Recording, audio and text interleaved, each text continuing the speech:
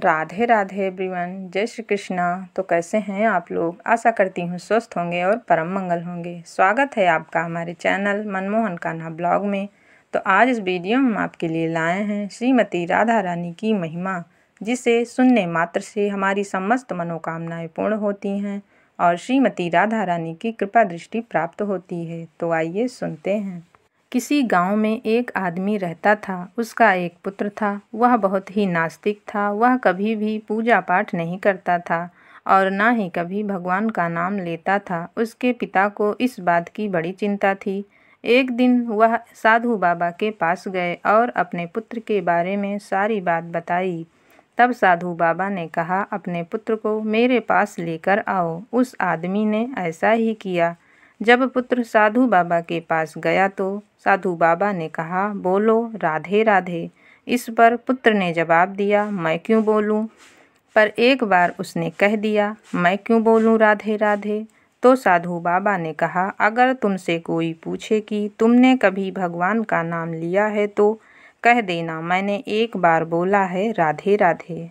जब वह पुत्र बूढ़ा हो जाता है तो एक दिन उसकी मृत्यु हो जाती है। यमराज के दूत उसे लेकर यमलोक पहुंच जाते हैं। तब उससे पूछा जाता है कि तुमने अपने जीवन में कभी भी अच्छा काम किया है? तब उस आदमी ने कहा, हाँ, मैंने एक बार राधे राधे बोला है। जब यमराज ने यह सुना तो वह बोले, एक बार राधे राधे बोलने की क्या महिमा है? यह तो मुझे नहीं पता। यह जानने के लिए हमें इंद्रदेव के पास जाना पड़ेगा। तब उस आदमी ने कहा, मैं ऐसे नहीं जाऊंगा, मेरे लिए पालकी मंगाओ।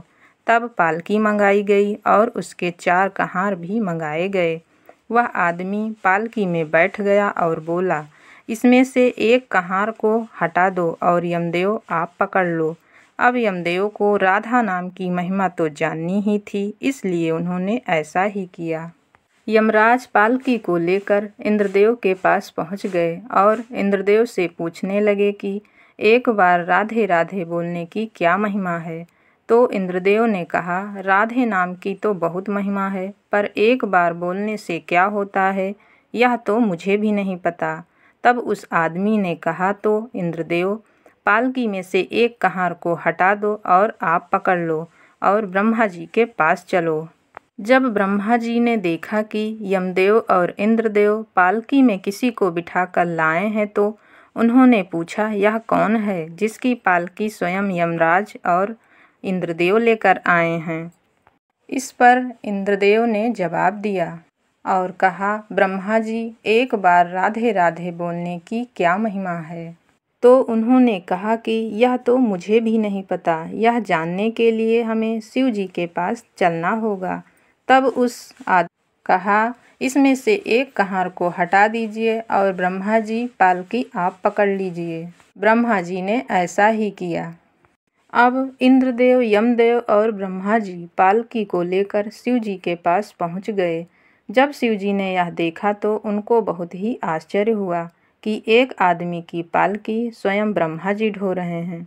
ब्रह्मा जी ने शिव जी से एक बार राधे राधे बोलने की महिमा पूछी तो शिव जी ने कहा, यह तो मुझे भी नहीं पता, लेकिन भगवान विष्णु को जरूर पता होगा। चलो उनके पास चलते हैं। तब उस आदमी ने कहा, इस कहार को भी हटा दीजिए और आप पालकी पकड़ लीजिए। अब एक तरफ इंद्रदेव और यमदेव और दूसरी तरफ ब्रह्मा जी और शिव जी पालकी पकड़कर चलने लगे। जब भगवान विष्णु ने यह सब देखा तो वह मुस्कुराते हुए बोले, यह कौन है जिसकी पालकी स्वर्ग के राजा इंद्र, यमलोक के राजा यमदेव और ब्रह्मलोक के राजा ब्रह्मा जी और स्वयं भगवान शिव ढो रहे हैं? तब यमदेव ने भगवान विष्णु को सारी बात बताई और कहा कि एक बार राधे राधे बोलने की क्या महिमा है? तब भगवान विष्णु ने कहा, जिसकी पालकी स्वयं आप लोग ढो रहे हैं वह कितनी पुण्य आत्मा है। इससे ज़्यादा और क्या महिमा हो सकती है?